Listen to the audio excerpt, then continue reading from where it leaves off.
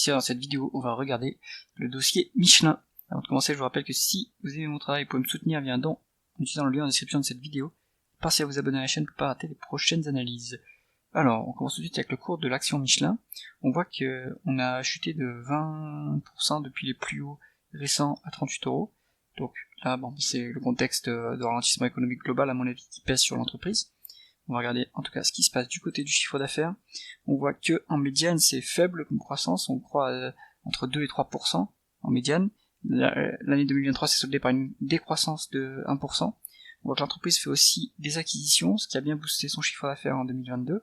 Voilà, donc c'est une entreprise qui opère dans un secteur mature, qui a à mon avis une part de marché importante et qui la consolide via des acquisitions. Le marché sur lequel elle opère, c'est le pneu, et elle a un avantage concurrentiel, il me semble, sur les pneus pour poids lourds, et ça va lui donner un avantage compétitif aussi pour les voitures électriques qui sont plus lourdes que les voitures thermiques. Alors, on regarde tout de suite ce qui se passe du côté des taux de marge. On voit que le taux de marge brut a un peu chuté à partir de 2020. Il faut regarder qu'est-ce qui s'est passé. Est-ce que c'est l'inflation des matières premières qui fait que l'entreprise n'a pas le pricing power suffisant pour augmenter ses prix?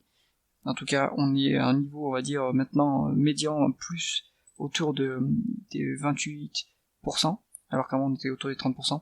Bon, ça se dégrade pas trop, ça reste correct. En termes de marge d'EBITDA, par contre, là, ça reste très bon. En termes d'efficience opérationnelle, on est à entre 18 et 19%, donc c'est très bon. Et le taux de marge net est finalement assez éloigné du seuil de rentabilité, à 7%. Donc ça, c'est bon, mais c'est très correct. On peut être rassuré sur la solidité des bénéfices, sur la capacité de l'entreprise à générer des bénéfices. On va regarder si ces bénéfices nets se convertissent bien en free cash flow, et on voit qu'il y a un trou de quand même 7 milliards sur 10 ans. Donc pour comprendre la différence, on part des cash flows opérationnels et on retranche les dividendes, et ça fait à peu près cette différence, ça fait à peu près 55 milliards en termes de free cash flow. Donc on voit que l'entreprise investit constamment dans son appareil productif, elle doit le déprécier aussi par ailleurs, mais il y a toujours un petit décalage entre le moment où elle fait ses dépenses en capital et où les free cash flow rentrent. En tout cas, pour évaluer l'entreprise, s'il n'y a pas de dette, on va utiliser plutôt les price to free cash flow. Maintenant, si on regarde la rentabilité opérationnelle, elle est assez impressionnante, à près de 11%. Ça, c'est très bon pour un secteur d'activité industrielle. Ça veut dire que si l'entreprise réinvestissait tous ses bénéfices opérationnels, elle pourrait croître de 11%. Alors évidemment, le marché n'offre pas des telles opportunités d'investissement, donc peut-être qu'elle doit retourner du cash aux actionnaires. En tout cas, ce ratio-là est très rassurant quant à la rentabilité de l'entreprise. Est-ce qu'elle est endettée? On va regarder la dette nette face à l'EBITDA et au free cash flow. On voit qu'on est endetté à un peu moins d'un an d'EBITDA, donc pas de problème. Un peu plus d'un an de free cash flow, mais aucun problème pour rembourser la dette, c'est pas un sujet. Maintenant, est-ce que l'entreprise verse du cash aux actionnaires? On a vu qu'elle générait des forts free cash flow, qu'elle avait une énorme rentabilité opérationnelle, donc est-ce qu'elle retourne du cash aux actionnaires vu qu'elle n'a pas forcément d'opportunité de croissance? On voit que le dividende est à peu près 1 milliard, il est en augmentation depuis 2020. Alors en 2020 il a été coupé, donc si on nommait 2020, on peut voir que le dividende en fait est en constante augmentation, donc c'est plutôt un dossier dividende croissant. En plus, il est assez élevé, entre 4 et 5%, donc dividende croissant et élevé, ça c'est sympa.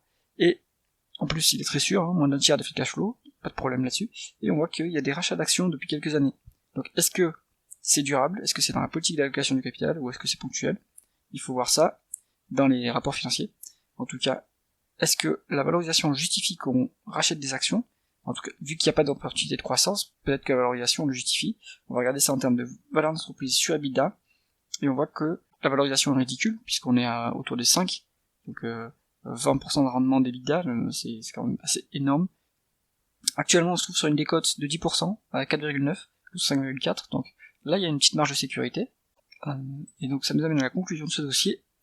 On voit qu'au final, Michelin, c'est un beau dossier au niveau rendement et rentabilité pour l'actionnaire.